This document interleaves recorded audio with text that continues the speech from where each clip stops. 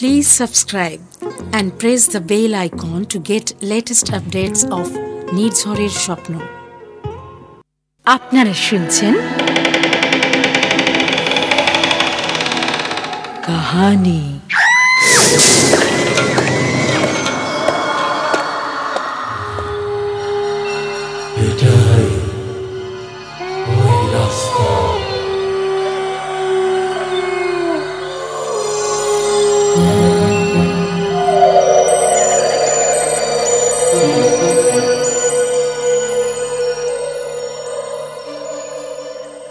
বাড়িটা তেমন ভালো ছিল না, অত্যন্ত জীর্ণ।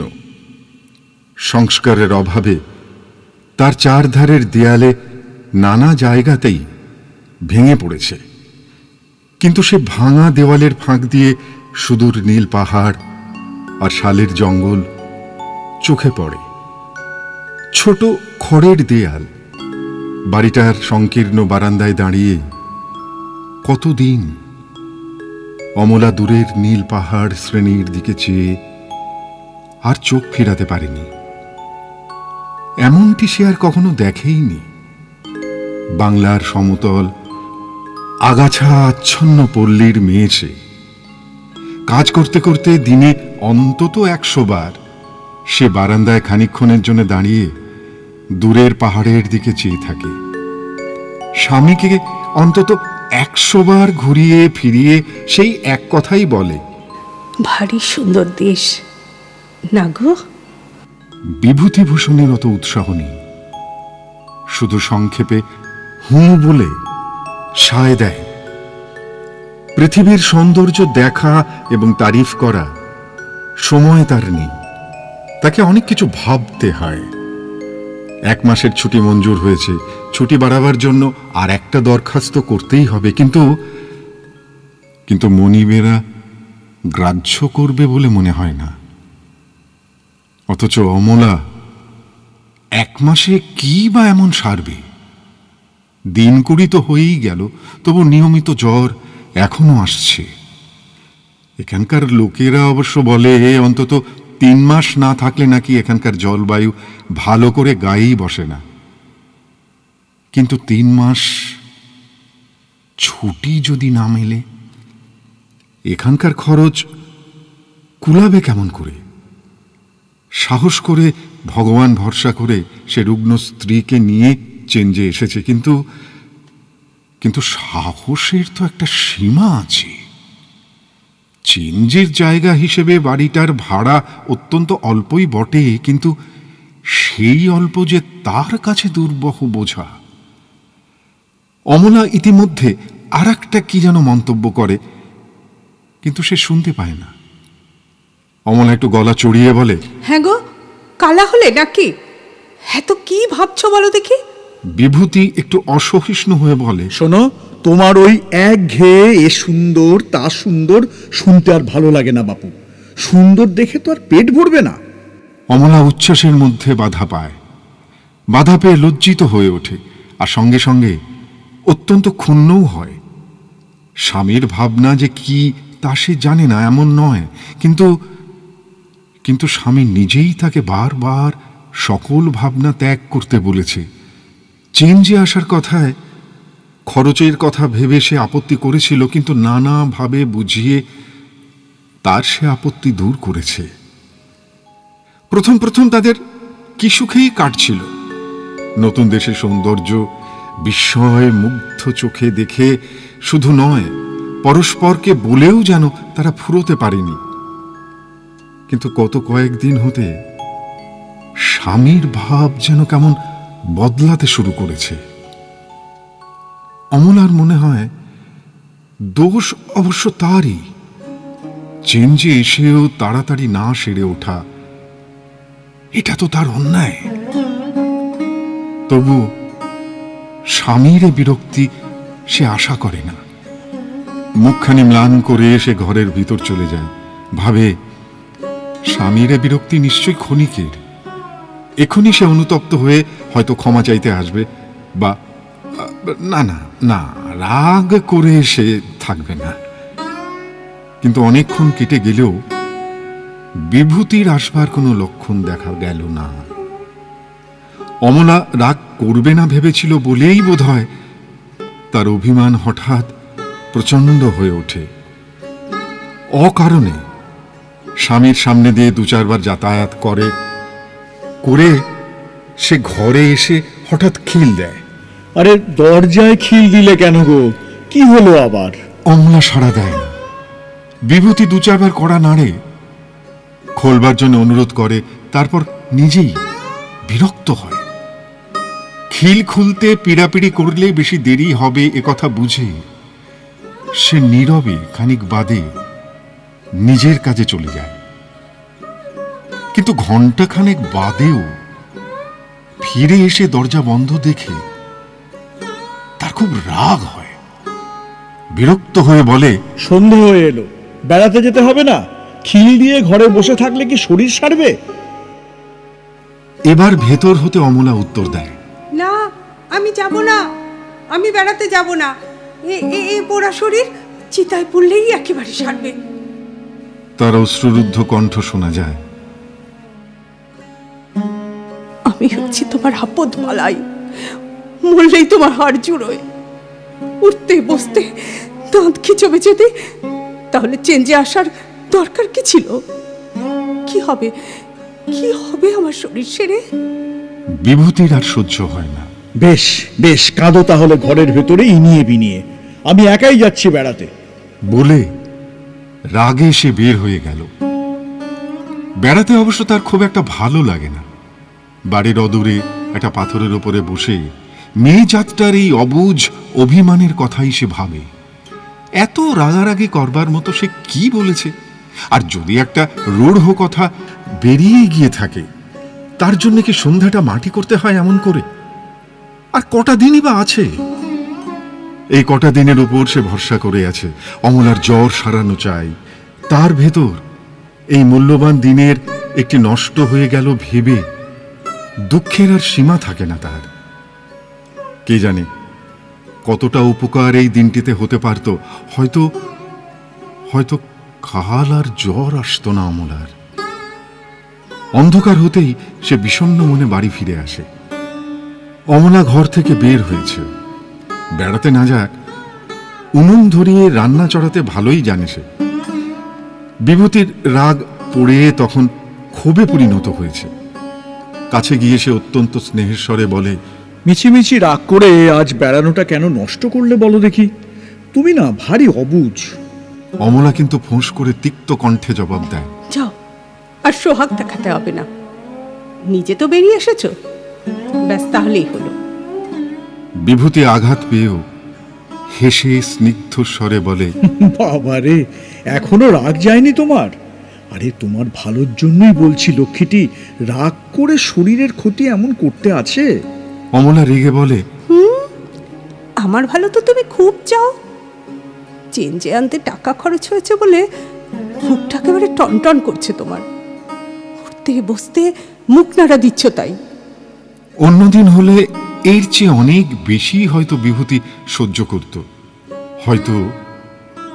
হয়তো আর একবার মান ভাঙাবার চেষ্টা করলেই সব গোলমাল মিটেও যেতে পারত। কিন্তু আজ তার হঠাৎ রাগ চড়ে গেল। উষ্ণ স্বরে বলল, তোমার জন্য টাকা খরচ হয়েছে বলে আমার বুক টনটন করছে বটে না? করছেই তো। বিভূতি গলা চড়িয়ে বলে, করবে নাই বা কেন? টাকা রোজগার করতে মেহনত হয় না? অমনি আসে? চেঞ্জে এসে ঘরে খিল দিয়ে থাকবে তো টাকা খরচ করার কি দরকার ছিল? আমি তোমায় চেঞ্জে আনতে তো সাধিনি।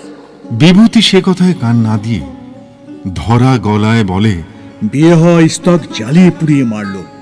মরবে তো জানি, তা সোজাসুজি আগে থেকে মরলে তো আর আমায় এত ঝঞ্ঝাট পোহাতে হয় না। অমলা সবেগে স্বামীর দিকে ফিরে দাঁড়ায়। কি? আমার জন্য তোমার ঝঞ্ঝাট পোহাতে হচ্ছে? অন্ধকারে বিভূতি মুখ নিচু করে দাঁড়িয়ে থাকে, উত্তর দেয় না। স্বামীর দিকে চেয়ে খানিক দাঁড়িয়ে থাকে অমলা। তারপর রুদ্ধ কণ্ঠে বলে, বেশ বেশ, আজই তোমার ঝঞ্ঝাট আমি চুকিয়ে দিচ্ছি। অন্ধকারে অমলা খোলা দরজা দিয়ে হঠাৎ বেরিয়ে যায়। বিভূতি এগিয়ে গিয়ে ধরবার চেষ্টা করে, কিন্তু ভাবে না না, ফিরে তো আসবে। এই ভেবে আবার সে বসে পড়ে। অমলা ছেলেবেলা থেকেই ভয় কাতর, সে জানে রাগ করে বেরিয়ে গেলেও বেশিক্ষণ সে থাকতে পারবে না, এখনই ফিরবে। কিন্তু একটু একটু করে অনেকক্ষণ কেটে গেল, তবু অমলা ফিরল না। বিভূতি এবার ভীত হয়ে ওঠে, দরজার কাছে এগিয়ে যায়, কাউকে দেখতে না পেয়ে মৃদুস্বরে ডাকে, অমলা, অমলা। কোনো সারা শব্দ নেই। বিভূতি আরো জোরে স্ত্রীর নাম ধরে ডাকে, অমলা, অমলা। তবু কোনো উত্তর মিলে না। এক অজানিত আশঙ্কায় তার বুক কেঁপে ওঠে। ঘরে এসে লণ্ঠনটা জেলে সে দ্রুত পদে অমলাকে খুঁজতে বেরিয়ে যায়। নিস্তব্ধ অন্ধকার রাত্রি, তার মাঝে সুদূর পথে বিভূতিভূষণের সেই ব্যাকুল কাতর আহ্বান শুধু শোনা যায়, অমলা, অমলা, অমলা, অমলা।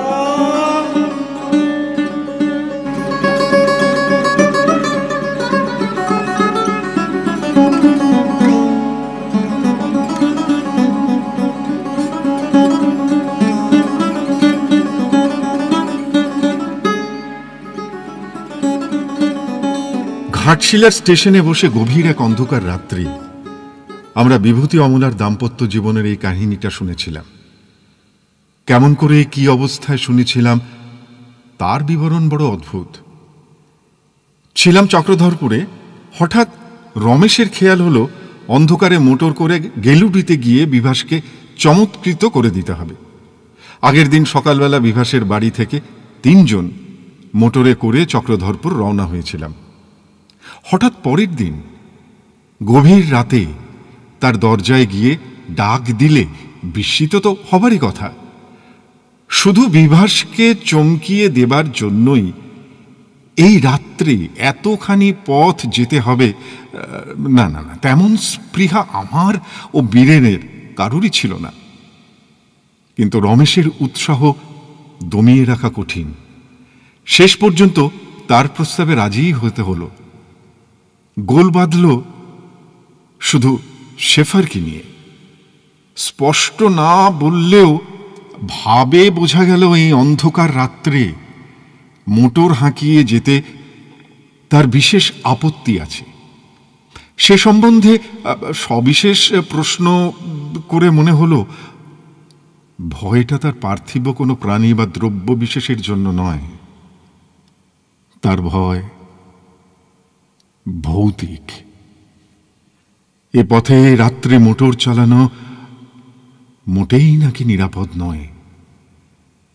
কিন্তু তার কোনো আপত্তি রমেশ টিকতে দিল না। সন্ধ্যার খানিক বাদেই রওনা হয়ে পড়লাম আমরা। পরিষ্কার সোজা পথ, গাঢ় অন্ধকারের ভিতর দিয়ে আমাদের প্রখর হেডলাইট সে পথ ভেদ করে চলেছে। মনে হয় যেন অন্ধকারের ভিতর হতে আমাদের আলোর পথ প্রতি মুহূর্তে আমরা সৃষ্টি করে চলেছি। যে বেগে মোটর চলছিল তাতে পৌঁছতে অতিরিক্ত দেরি হবার কথা নয়। বীরেন পাটা সামনের সিটের উপর তুলে দিয়ে আরামে মাথা হেলান দিয়ে বলল, কি আরাম বলো দেখি। অন্ধকার রাত্রে মোটর চালাবার মতো মজা আছে, বিশেষত এমনি পথে। কিন্তু কি ভয়ঙ্কর অন্ধকার দেখেছ? মনে হচ্ছে না যেন আমাদের হেডলাইটকে সবলে ঠেলে এগোতে হচ্ছে? বীরেন কি যেন আরো বলতে যাচ্ছিল, কিন্তু বলা হলো না।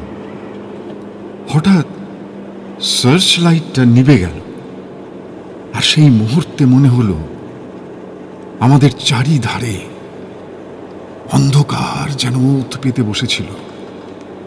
আলো নিভতে একেবারে সবেগে আমাদের এসে ঘিরে ধরল। বীরেন বলল, এ কি? শেফার গাড়ি থামিয়ে নেমে বলল, কি জানি, বুঝতে পারছি না। তার কণ্ঠস্বরে সম্মানের চেয়েও ভয় ও বিরক্তির পরিচয় অনেক বেশি পেলাম। দুধারে ঘন জঙ্গল, তার মাঝে এসে নির্জন পথে অন্ধকারে শুধু দেশলাইয়ের আলো সম্বল করে অনেকক্ষণ শেফার হেডলাইট জ্বালবার বৃথা চেষ্টা করে অবশেষে বলল, না, এ জ্বলবে না। সে কি, এই তাহলে উপায়? শেফার বলল, গাড়ির অন্য আলো জ্বলবে মনে হচ্ছে, কিন্তু তাতে পথ ভালো দেখা যাবে না। ওরে বাবা, তাই জেলেই চলো, এখান থেকে আর ফেরা যায় না। তাই হলো। মোটরের সামান্য আলোয় যে দুর্ভেদ্য অন্ধকার যতটুকু দূর করা যায় তাই করেই আবার অগ্রসর হতে শুরু করলাম। আলোর জোর নেই, সুতরাং গাড়ির বেগ একটু কমিয়েই চলতে হলো। বীরেন বলল, পথ চিনে ঠিক যেতে পারবো তো? প্রশ্নটা সকলের মনেই উঠেছিল।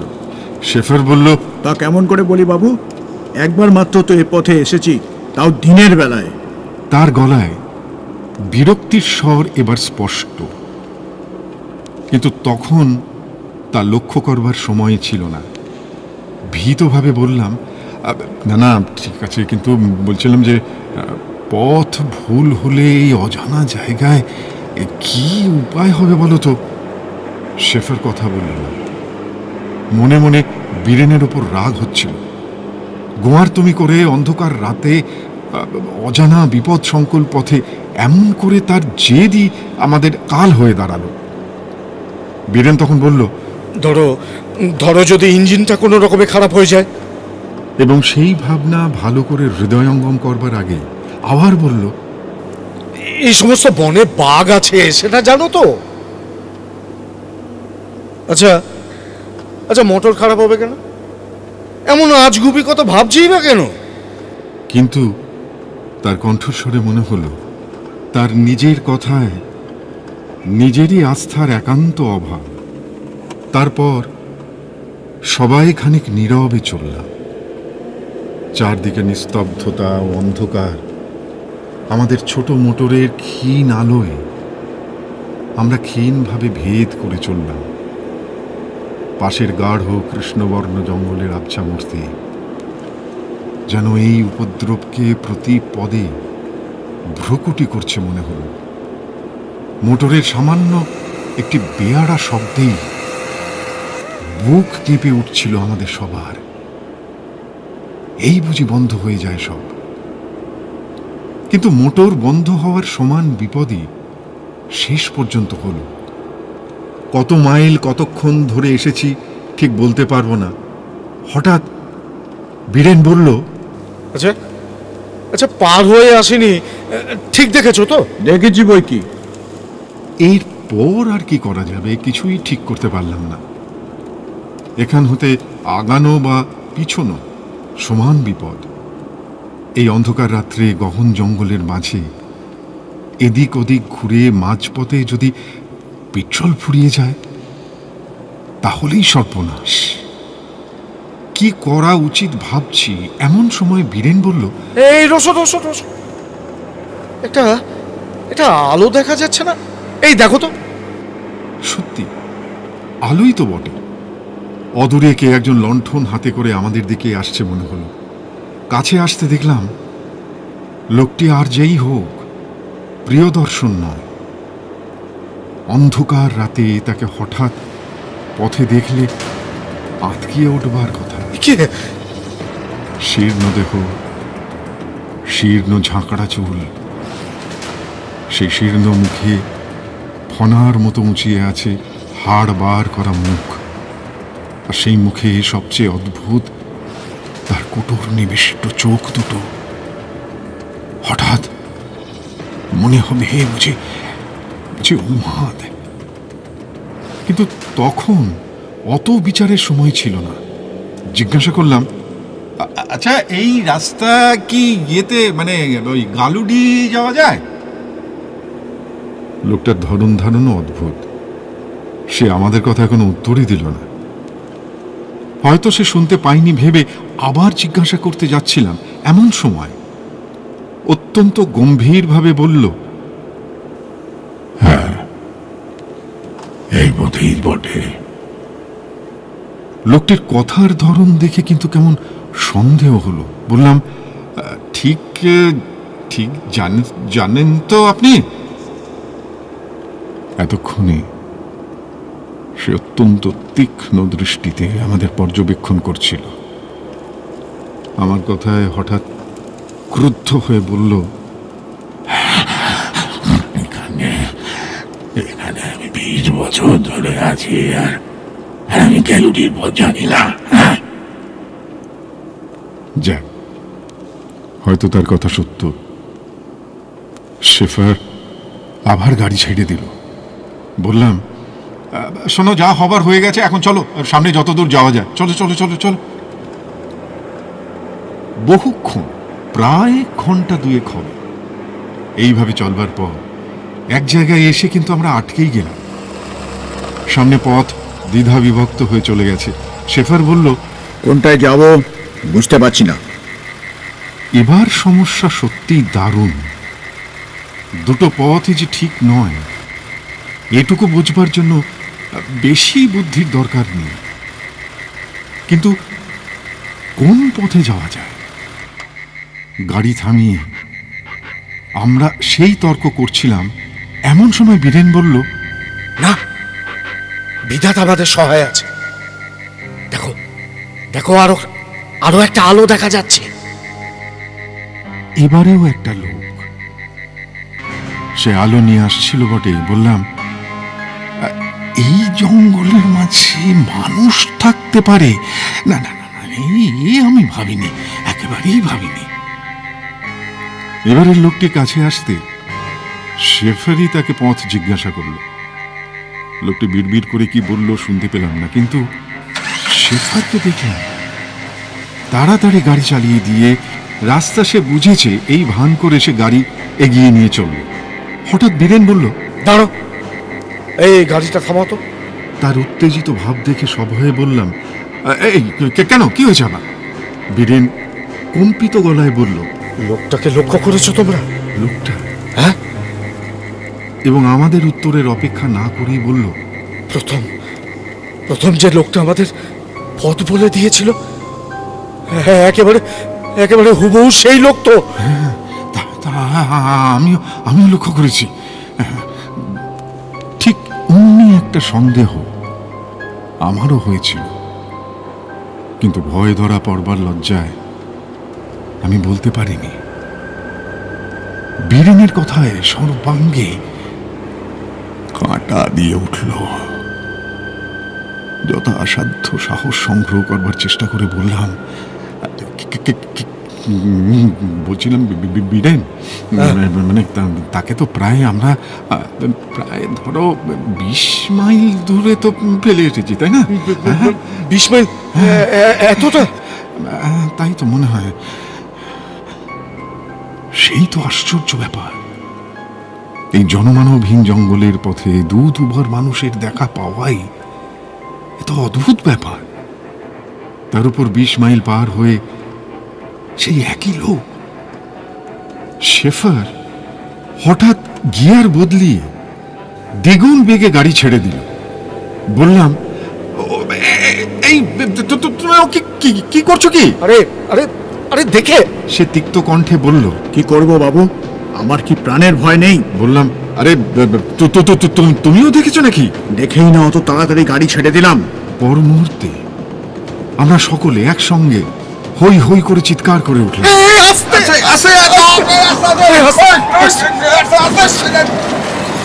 শেফার প্রাণপণে ব্রেক কষে গাড়ি রুখতে গেল। গাড়ি থামে। স্টিয়ারিং হুইল একবার পাক খেয়ে পাশে গড়ানো খাদ দিয়ে হড়হড় করে নেমে চলে। সামনের দিকে চেয়ে এসে ভয়ঙ্কর মুহূর্তে দেখতে পেলাম, গভীর জল চাঁদের আলোয় সামান্য চিকচিক করছে।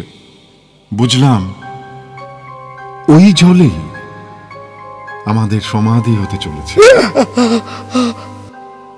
ভয়ে চোখ বুঝলাম।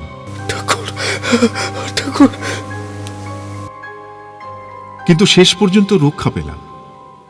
সামনে উঁচু একটা তারের জাল ছিল, তাতে গাড়িটা আটকে গেল।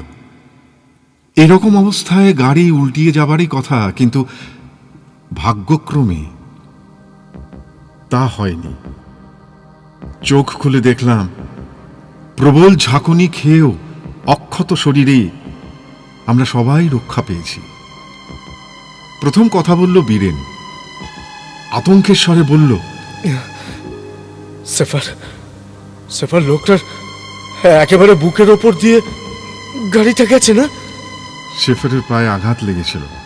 খোঁড়াতে খোঁড়াতে গাড়ির বাইরে বেরিয়ে এসে বলল, কি জানি বাবু, ব্রেক কষতে কষতেই তো গাড়ি ঘুরে গেছে, রোগবার সময় পেলাম কোথায়? বেরো বেরো বেরো, তাড়াতাড়ি বেরো, এখনই দেখতে হবে, চলো। তাড়াতাড়ি বের হয়ে বললাম, হ্যাঁ ঠিক ঠিক বলেছ বীরেন, চলো চলো চলো, এখনই দেখতে হবে, চলো চলো। সবাই মিলে উপরে উঠে আসলাম আমরা। কিন্তু আশ্চর্য, তন্ন তন্ন করে চারদিক খুঁজে কাউকে দেখতে পেলাম না। সামান্য তো নয়, এক জোয়ান মানুষ, তার দেহ এই 1 মিনিটের ভেতর কোথায় উধাও হয়ে যেতে পারে? যেদিকে খাদ সেদিকেও পড়েনি, পড়েছে একেবারে সম্পূর্ণ অন্য দিকে।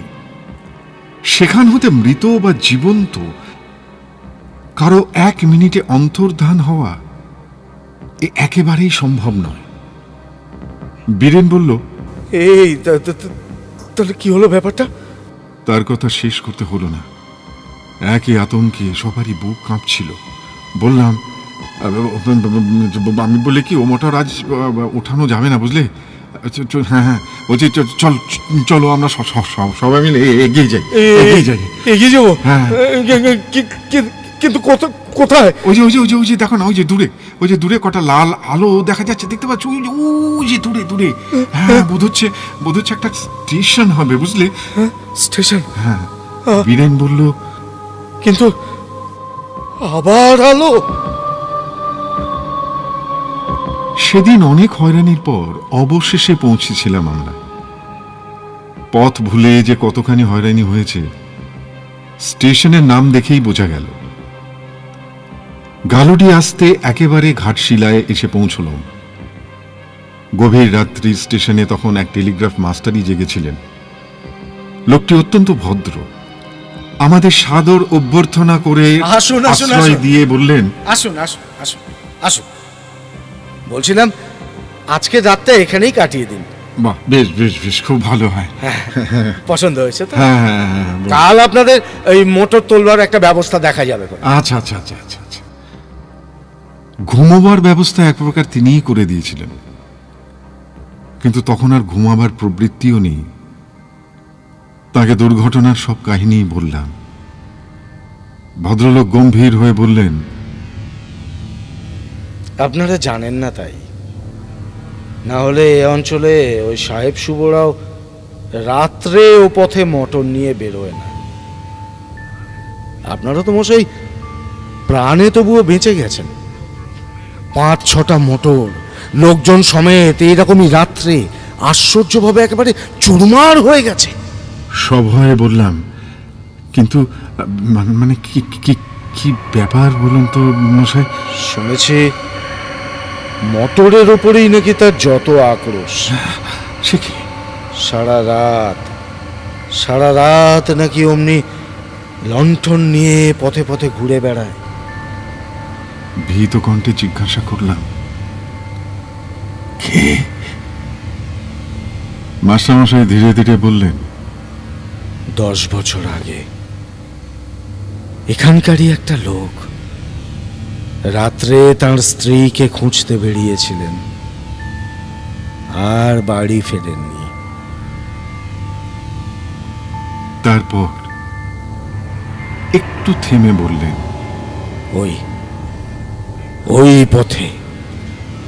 ওই পথেই সে মোটর চাপা পড়ে মারা যায়।